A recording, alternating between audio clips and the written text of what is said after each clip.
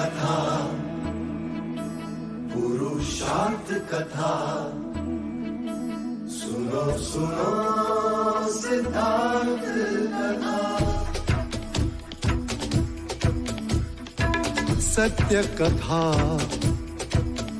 पुरुषार्थ कथा,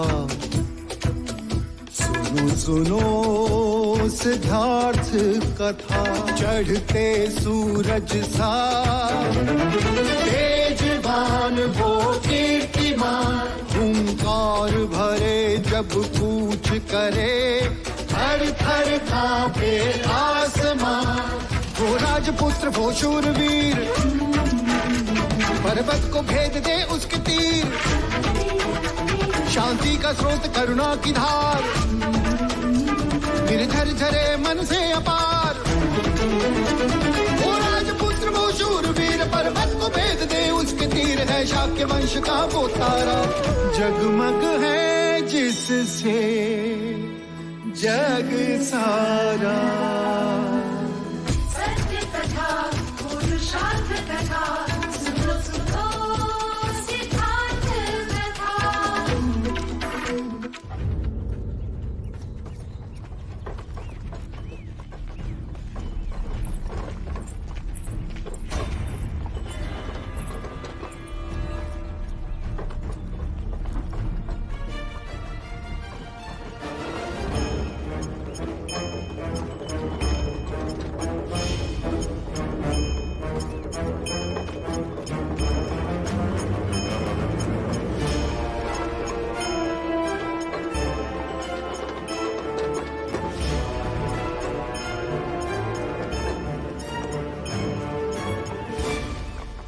ये सब क्या है युवराज? षड्यंत्र। षड्यंत्र? कैसा षड्यंत्र? किसने किया? और ये सब है कौन? है तो अपने ही मंजिले का, न जाने क्यों पराये जैसे लग रहे। बलदेव और उर्मिला शाक्य सीमा पार सकुशल कौशल राज्य की सीमा में प्रवेश कर चुके हैं। आप खुश तो है ना? हाँ हाँ, परंतु ये सब। आप इनकी चिंता ना करें मंझले काका, ये केवल बेसुध है। कुछ ही समय पश्चात ये सब आपकी सेवा में उपस्थित हो जाएंगे।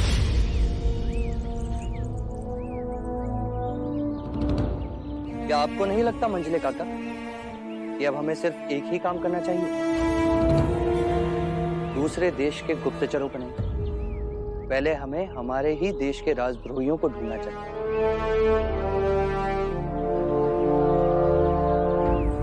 ठीक कहा ना मैंने? हाँ, मैं भाई महाराज से इस विषय में अवश्य चर्चा करूंगा।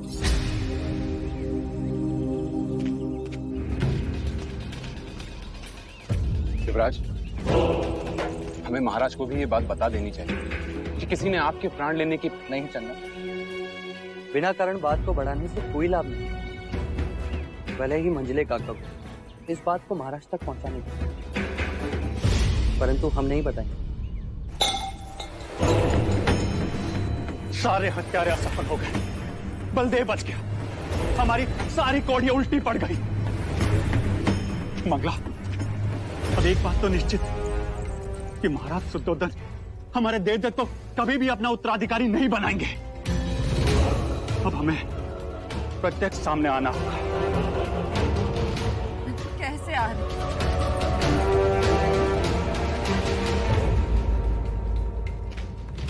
एक रास्ता है, किसी भी प्रकार राजा दंडपानी हमारे हाथ आ जाए। राजा दंडपानी? तो उनसे देवदत्त के उत्तराधिकारी बनने का क्या संबंध है आर्य? संबंध है मंगला। देवदत्त को उत्तराधिकारी बनाने के केवल दो ही रास्ते हैं। राजा दंडपानी की महाकौशल से घनिष्ठ मित्रता है और उनकी सहायता से हम महाराज प्रसन्नजीत तक पहुंचेंगे और फिर उनके साथ मिलकर कपिलवस्तु का राज पलट देंगे। और दूसरा रास्ता? यशोधरा। यशोधरा? हाँ मां। जब मैं यशोधरा को देवदाह पहुंचाने गया था, तब उसकी जन्म कुंडली देखने कुछ ब्राह्मणगण आए और उन्होंने ये भविष्यवाणी की थी। बधाई हो महाराज दंडपाणी। राजकुमारी यशोधरा की जन्म कुंडली में ऐसा ग्रह योग है कि उनका विवाह किसी चक्रवर्ती सम्राट से ही होगा।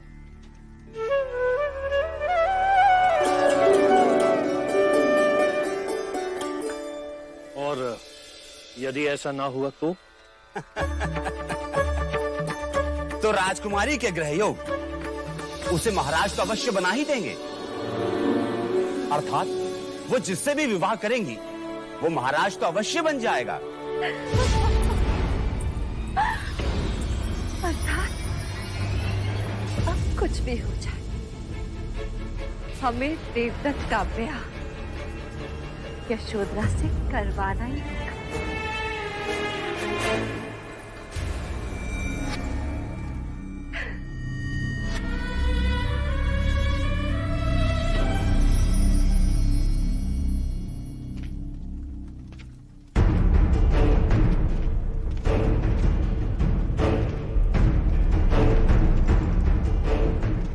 कपिलवस्तु के वीर जो युवराज के हाथों पराजित हुए, परंतु यह हुआ कैसे अनुज? भाई महाराज, ये प्रश्न तो आपको हमारे सेनापति जी से पूछना चाहिए। क्षमा चाहूंगा महाराज। युवराज सिद्धार्थ विद्वान होने के साथ साथ एक शूरवीर, तेज और पराक्रमी योद्धा भी। जैसे क्षत्रिय को होना चाहिए। हाँ महाराज, उन्होंने मेरा शस्त्र प्रयोग किए ही इन वीरों को परास्त कर दिया।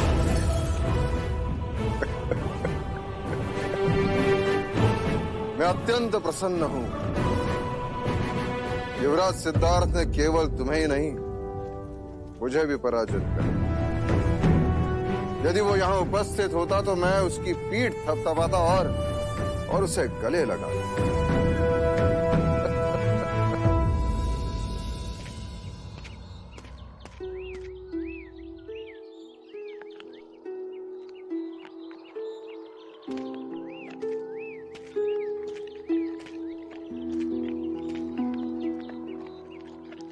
कंठक, आज हमारे युवराज बड़े चुपचाप।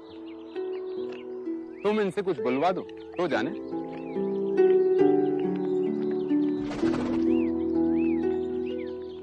युवराज, आज तो आपको खुश होना चाहिए। इस उदासी का कुछ तो कारण होगा। आप कहें तो मैं कंठक को रखते हाथ दूं। सारे कुमार रंग भवन गए। आप जाना चाहेंगे? रंग भवन? वहां मैं जाकर क्या करूं? अब ना वहां उर्मिला होगी, ना वो संगीत। मेरे हृदय की शून्यता को अब कौन भरेगा?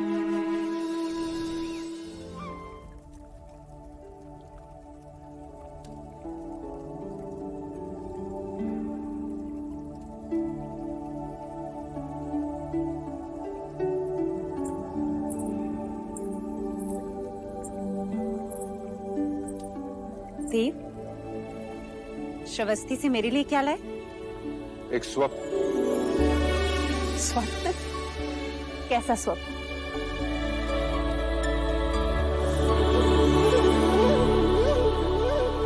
सिद्धार्थ के राज्याभिषेक का स्वप्न।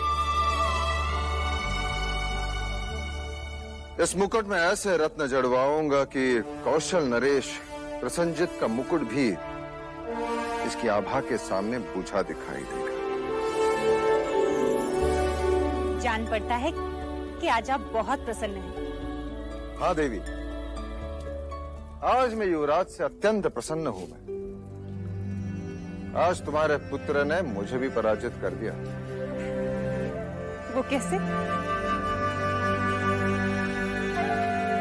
हमारे नाक के नीचे से बलदेव को बचाया, वो भी अकेले। आज उसने ये सिद्ध कर दिया कि वो चतुर होने के साथ साथ पराक्रमी भी है। अब समय आ गया है कि शाक्य संघ की परंपरा के अनुसार उसे दीक्षा दी जाए। शुभ कार्य में विलंब कैसा? शुभ मुहूर्त निकाल के राज्याभिषेक करवा दीजिए।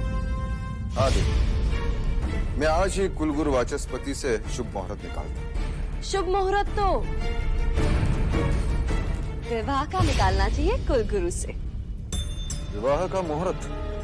हमारा पहले युवराज का विवाह करवाए, उन्हें गृहस्थ जीवन का आनंद लेने दे, फिर राजनीति का पाठ पढ़ाए और फिर ये मुकुट उनके सर पर रखकर उन्हें सिंहासन सौंप दे।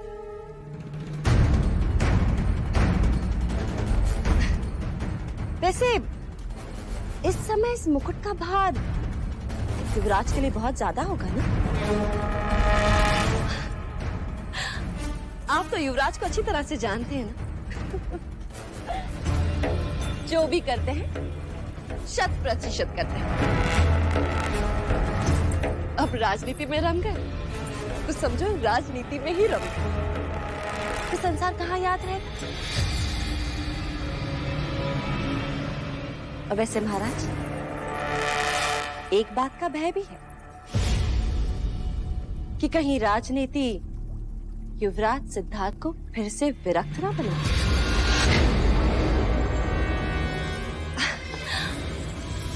और भले आपको दादाश्री बनने की जल्दी ना हो,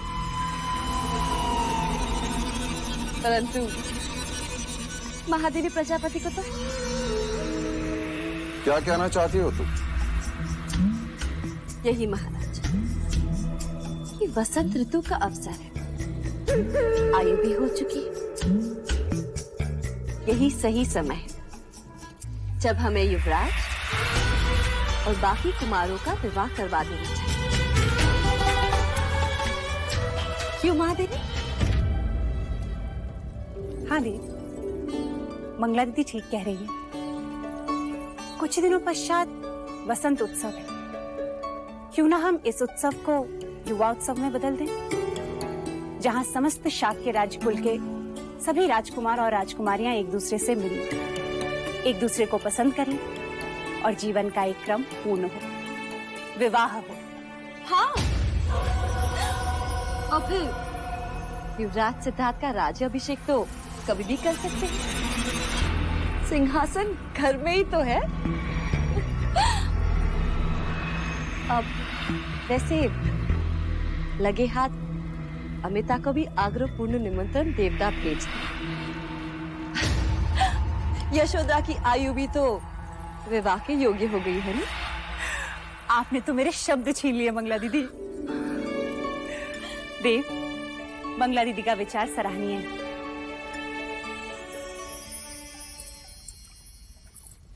अभी तो केवल शब्द छीने हैं महादेवी प्रजापति, तुम्हारी सारी खुशियां ना छीनूं तो कहना। यशोदा को आने दो।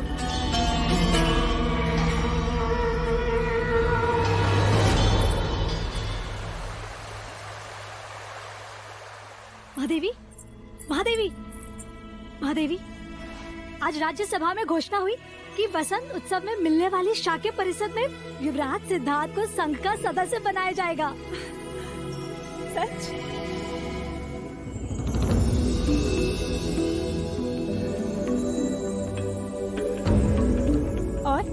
और क्या घोषणा हुई? और ये कि शाक्य राजकुमारों और राजकुमारियों का स्नेह सम्मेलन होगा और राजकुमारियों के लिए स्वयंवर आयोजित होगा।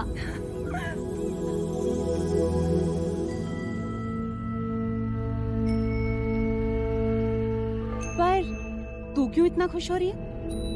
वो इसलिए क्योंकि जिस कामना हेतु आप ये दिए कर रही है ना, वो बहुत जल्द पूर्ण होने जा रही है। राजकुमारी यशोधरा आ रही है महादेवी, और अमिता दीदी के यहाँ देवदा में निमंत्रण भेजा जा चुका है। लौशिका, तुझे पता है, मुझे यशोधरा बहुत पसंद है। बस अब ये देखना है कि उसे भी सिद्धार्थ पसंद आ जाए। तो आप एक दिया और कीजिए, क्योंकि आपकी ये इच्छा तो कब की पूर्ण हो चुकी है। क्या? वो कैसे? महादेवी, यशोधरा की आंखों में मैंने युवराज सिद्धार्थ के लिए प्रेम देखा है, और देवता चाहते हुए कह रही थी कि देखना कुछ ही समय में मैं रानी बनकर लौटूंगी इस कपिल वस्तु में। और सिद्धार्थ की आंखों में क्या है लौशिका? प्रश्न। वो तो स्वयं नहीं जानते कि उन्हें यशोधरा से प्रेम हो चुका है। वो अब भी प्रेम की परिभाषा ही ढूंढ रहे हैं। वो भी जल्दी ही मिल जाएगी। बस आपको उन दोनों को एक करना है। लो, अब तो शगुन का घंट भी बज गया। ईश्वर ने भी अनुमति दे दी। अर्थात यशोधरा को भी साथ बुलाया है।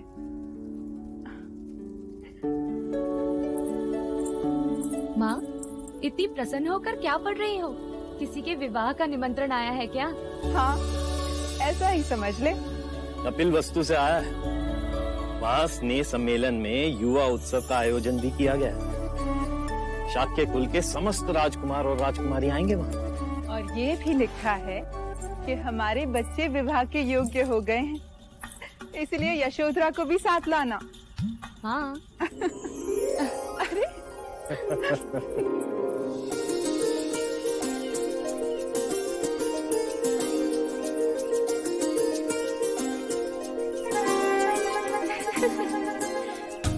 अच्छा, तो तुम अब कपिल वस्तु के राज परिवार की वधू बनोगी? ऐसे कैसे कह सकती है तू? सुना नहीं, हमारे बच्चे अब विवाह योग्य हो गए हैं। हमारे बच्चे अर्थात कपिल वस्तु के किसी एक राजकुमार के साथ हमारी यशोधरा की विवाह की बात छेड़ेंगे बोलो।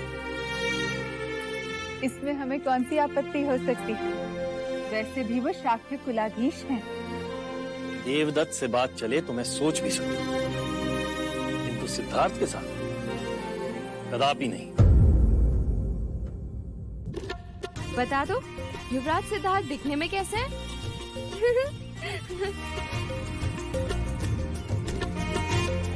शब्दों से परे है।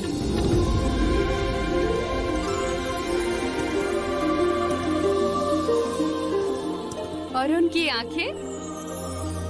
प्रेम और करुणा से भरी है उनकी आंखें। और उनकी मुस्कुराहट? उनकी मुस्कुराहट जो देखे मंत्रमुग्ध हो जाए। और उनकी वाणी? संगीत के सुरों की तरह।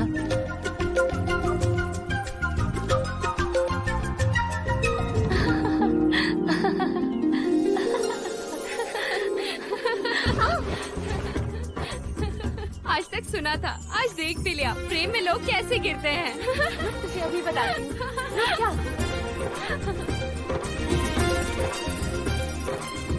मुझे सिद्धार्थ पसंद है, परंतु मुझे देवदत्त पसंद है।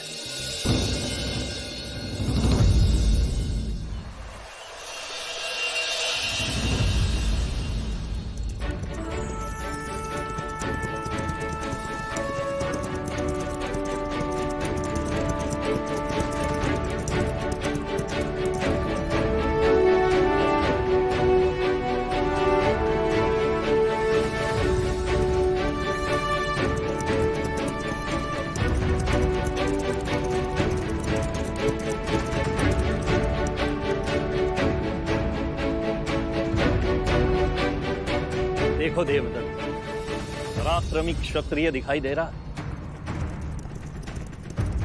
और आप सिद्धार्थ को देख मानो देवांश।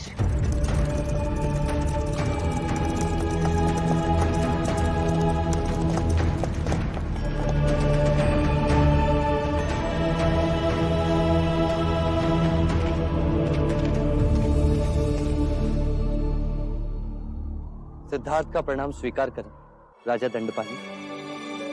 जीते रहो।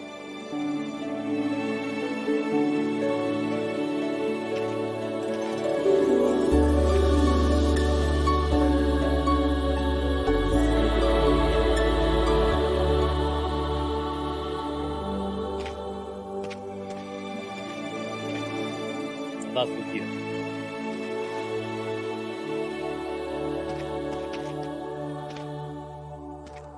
स्वागत है आपका कपिलवस्तु में।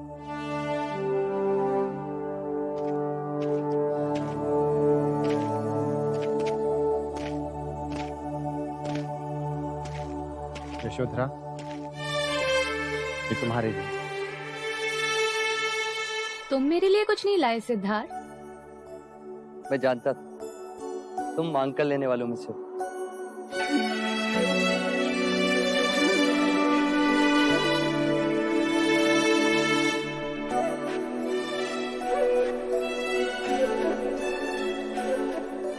देवदत्त, ये सारे पुष्प मेरी ओर से तुम अपने पास ही रखो। मेरे लिए तो ये एक कमल ही पर्याप्त है।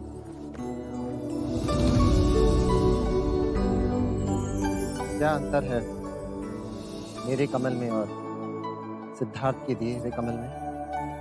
प्रत्यक्ष तो कोई नहीं, किंतु हाँ, परोक्ष अवश्य है। हाँ देवदत्त, ये सारे पुष्प तुमने अपने सेवकों से मंगवाए हैं और सिद्धार्थ स्वयं जाकर लेकर आए हैं। हाँ, देखो, सिद्धार्थ के पैरों में अभी भी मिट्टी लगी है।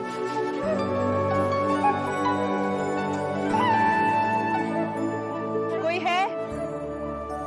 युवराज के पैर धुलाने का प्रबंध किया जाए। चलो सिद्धार्थ।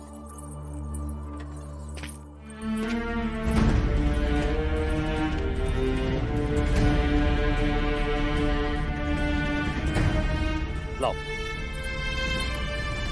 राजा द्रोणोदन तुम्हारे बड़े गुणगान कर रहे थे। कह रहे थे तुमने एक चीते का सर काट दिया था।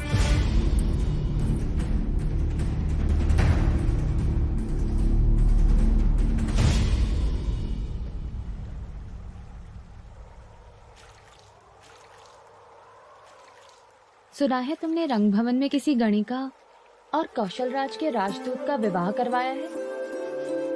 हाँ, वो दोनों एक दूसरे से बहुत प्रेम करते थे। अर्थात अब तुम प्रेम को समझने लगे हो। हाँ, कुछ कुछ समझने लगा हूँ और अनुभूति से वंचित हूँ। अरे गोपा, क्या हुआ गोपा? कुछ नहीं।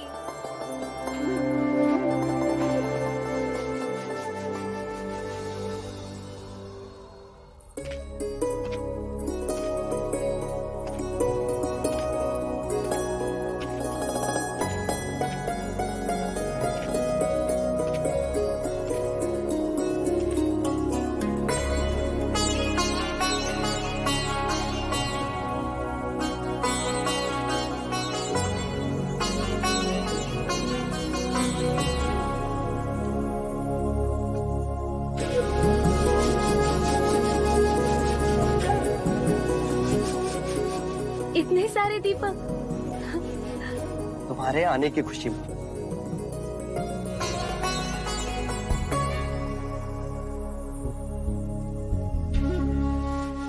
तो अब शब्दों को दृश्य में बदलना सीख लिया तुमने।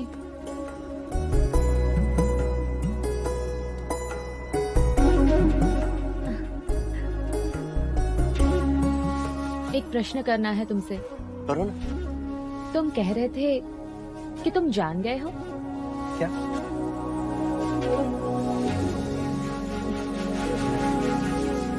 प्रेम को। तो अब बताओ, प्रेम क्या है? सच कहा था तुमने। जल से पतला है प्रेम, प्रकाश से तेज है प्रेम। जो आंखों से होता है, जो हृदय से छलकता है, जो बातों में महकता है, वो प्रेम। प्रेम सब जगह दिखाई देता है। वृक्ष से लिपटी इन लताओं को देखो, हरी झाड़ियों और सरोवर में प्रेम। हंसनी के पीछे हंस का चलना प्रेम। वर्षा ऋतु में मेंढकों का टर टर करना भी प्रेम। अब ये मेंढकों का टर टर बंद करो और कहो, ये प्रेम यदि मनुष्य में हो तो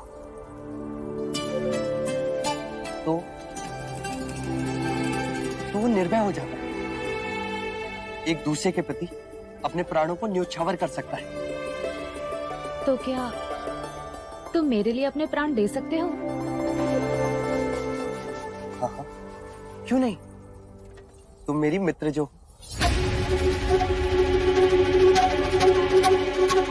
मित्र?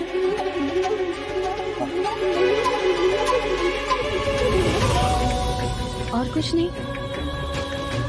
और क्या गोपा?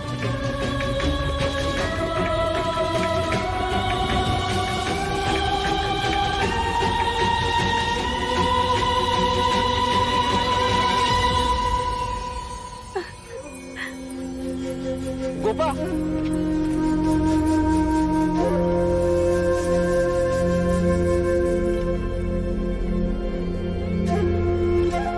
कभी हंसते हंसते भाग जाते, कभी रोते रोते भाग जाते। मैं तुम्हें समझ ही नहीं पाया गोपा, तुम चाहती क्या?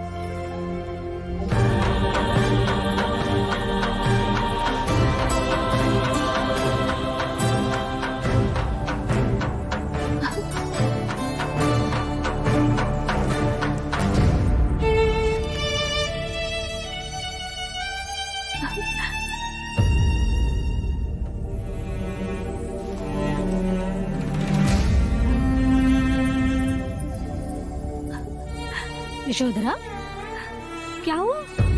आप रो क्यों रही हैं? क्या युवराज सिद्धार्थ ने कुछ कहा?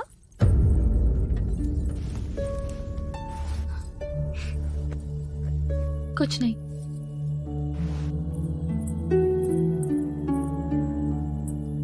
मैं आपको बचपन से जानती हूँ, बताइए क्या बात है?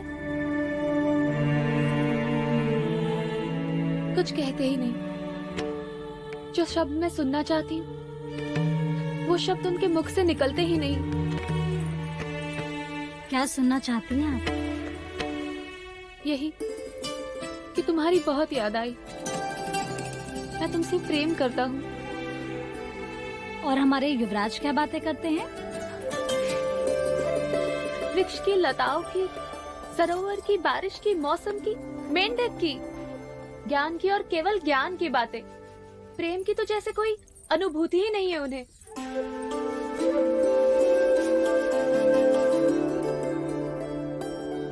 आप आइए मेरे साथ, मैं आपको कुछ दिखाना चाहती हूँ।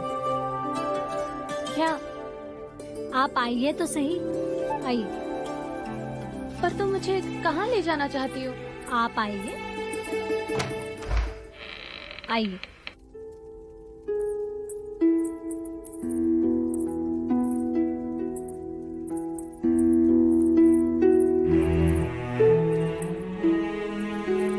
ये क्या है? वो शब्द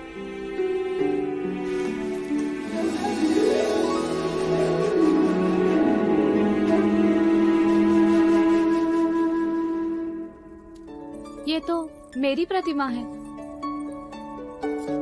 ये किसने बनाई? युवराज ने।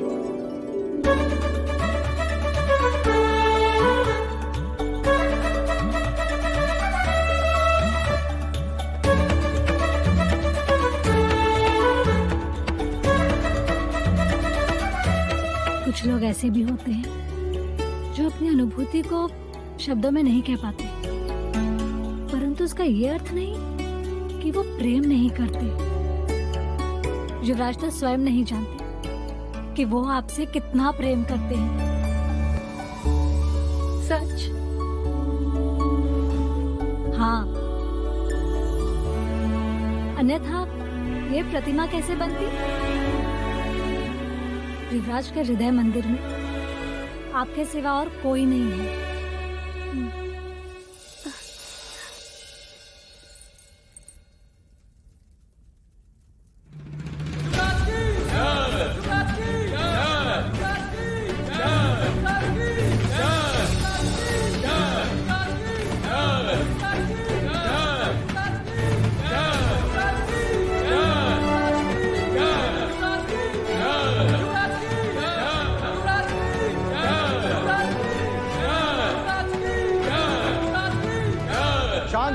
शांत हो जाइए।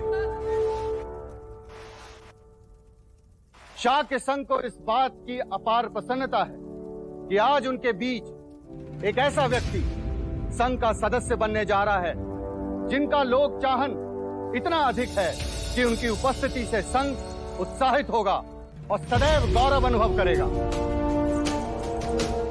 मैं शाक्य कुल नरेश महाराज शुद्धोधन के जयेश पुत्र सिद्धार्थ गौतम को शाक्य संघ का सदस्य बनाने का प्रस्ताव रखता हूं। क्या इनकी सदस्यता सबको स्वीकार है?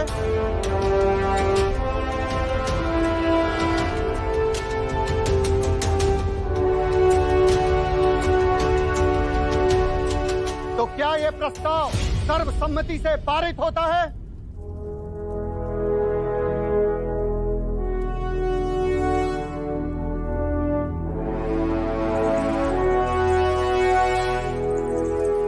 युवराज सिद्धार्थ गौतम को शाक्य संघ का सदस्य बनने की बधाई हो।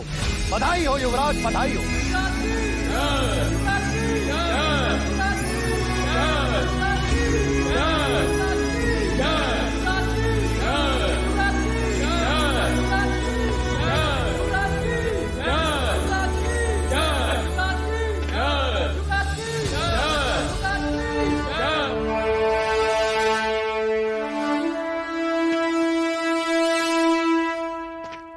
युवराज सिद्धार्थ गौतम, आज तुम्हें इस बात का गर्व होगा कि शाक्य संघ ने तुम्हें सम्मानित किया।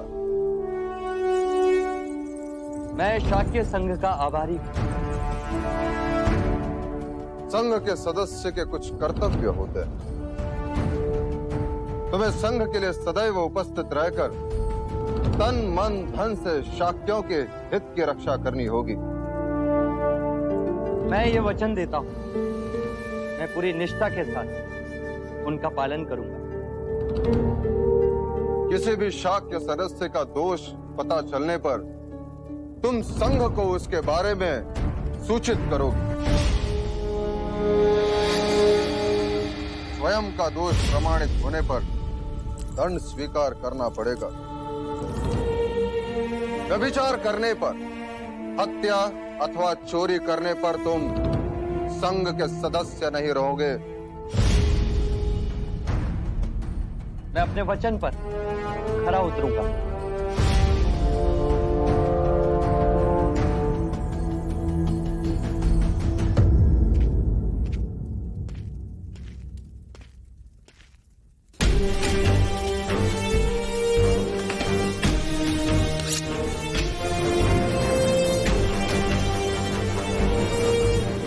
प्रतिज्ञा करता हूं, मैं शाक्य कुल के सभी नियमों का सदैव पालन करूंगा।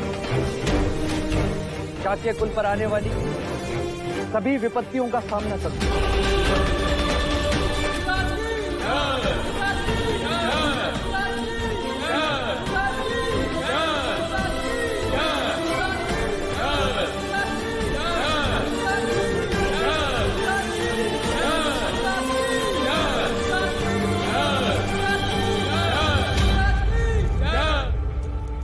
आज तुम इस संघ के सदस्य बने हो,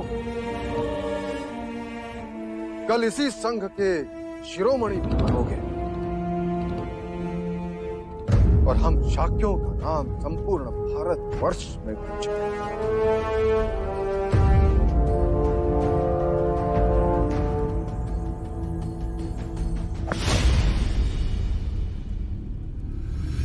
मुझे अश्वमेघ यज्ञ करना है।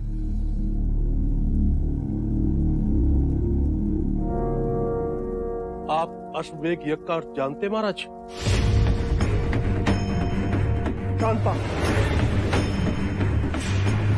और समझता भी हूं महामंत्री।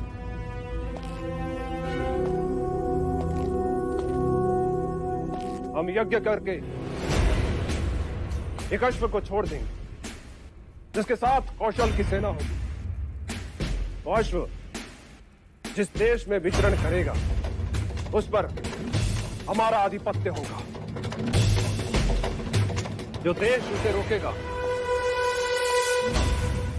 उससे मंत्रणा होगी। यदि वो हमारा आधिपत्य माने तो ठीक, अन्यथा युद्ध होगा। किंतु महाराज, कौशल की सीमा के एक और मगध तो दूसरी ओर लिच्छवियों का संग राज वैशाली और दोनों ही बड़े राज, उनसे शत्रुता करना हमारे लिए हितकारी नहीं होगा महाराज।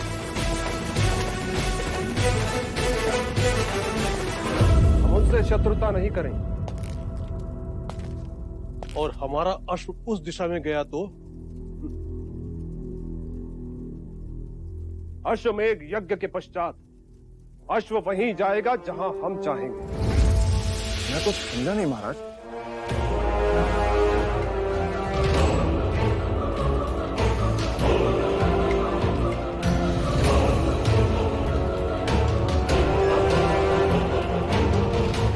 ये हमारी सेना और ये उनकी सेना,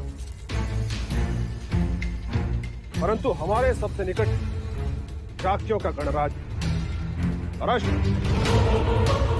सबसे पहले शाक्यों के देश कपिलवस्तु जाएंगे। अश्वमेघ के अश्व को देख राजा शुद्धोधन हमसे संधि कर ले तो ठीक, नहीं तो हमें युद्ध करने का कारण मिले और हम तलवार की धार कपिलवस्तु को जीत और समस्त शाक्य देश हमारा हो जाए। हमारा शाक्यों की सेना मिलने के बाद हमारी सैन्य शक्ति भी भगत और वैशाली जितनी शक्तिशाली हो जाएगी। क्यों महामंत्री?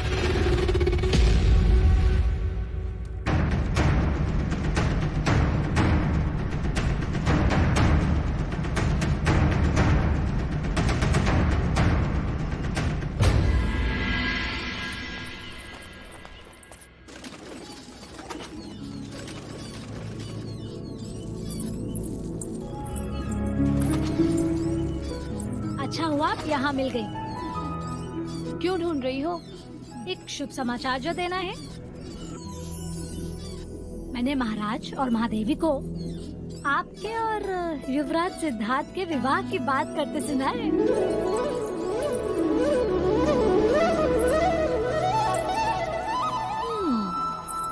अब समझ में आया। अच्छा, क्या समझ में आया? कि आप हर दिन बिना भूले यहाँ दाना डालने क्यों चली आती हैं?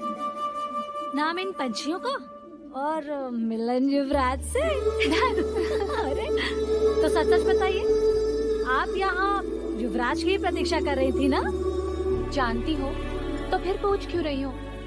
इतना ही समझती हो तो फिर यहाँ क्यों रुकी हो? जाओ यहाँ से।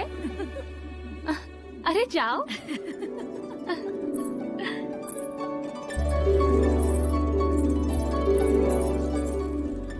हमारे बच्चे सिद्धार्थ, देवदत्त और यशोधरा कब बड़े हो गए पता ही नहीं चला। अब हमें उनके विवाह के बारे में सोचना है। अमिता दीदी, यशोधरा के विवाह के बारे में कुछ सोचा है?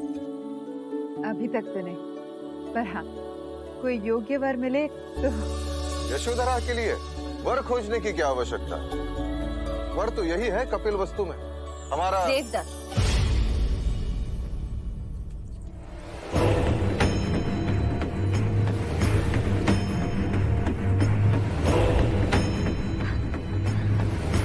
यही कहना चाह रहे थे ना आप महाराज?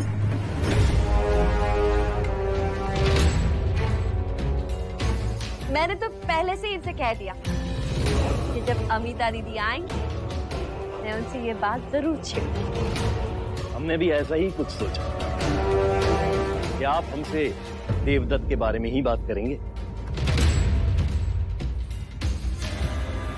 सच कहा।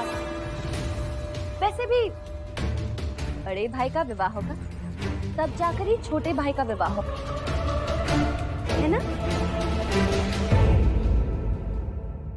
और महाराज के लिए तो सिद्धार्थ और देवदत्त, इनकी दो आंखें। और सच कहूं, महाराज देवदत्त के बारे में पहले सोचते।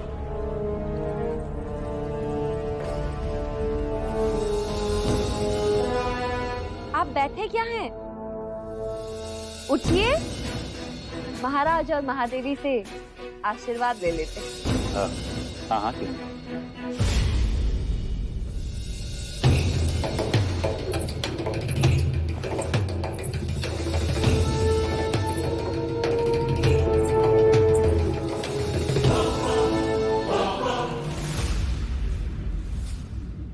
सबके सब बस दाना चुगे जा रहे हो। है किसी को मेरी परवाह? है कोई जो जाकर युवराज को बुला लाए?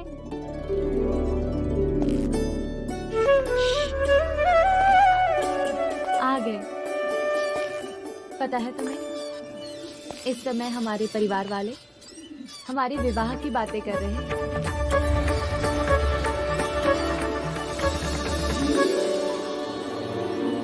यही शुभ समाचार सुनाने तो मैं यहाँ आया।